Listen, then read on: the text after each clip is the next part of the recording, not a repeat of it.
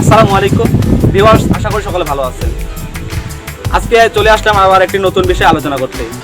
আমরা অনেকেই কম্পিউটার ব্যবহার করি, কিন্তু জানি না আমাদের কম্পিউটার সচল ও সঠিকভাবে কাজ করার জন্য কিছু ড্রাফটস ইনস্টল করে রাখা দরকার। আজকের ভিডিওতে আমি দেখিয়ে দিব কীভাবে আপনারা ড্রাফটসগুলি ইনস্টল করবেন।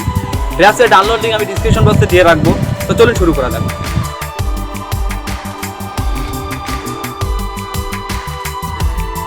আপনারা প্রথমত ড্রাফটস এর ডাউনলোড লিঙ্ক হতে ড্রাফটস এর জিপ ফাইল ডাউনলোড করবেন। তারপর আপনারা কিভাবে এবং কোথা থেকে ডাউনলোড করবেন আমি তার ভিডিও দিয়ে দিব ইনশাআল্লাহ। তো ভিউয়ার্স, ফাইলটি ডাউনলোড করার পর জিপ আকারে থাকবে। এখন এক্সিট করবেন, তারপর এভাবে আসবে। এখন ওপেন করবেন। এখানে নিচে দেখতে পাচ্ছেন SDI64 ড্রাফটস নামে ফাইলটি। এখানে ক্লিক করবেন, তারপর এরকম অপশন আসবে।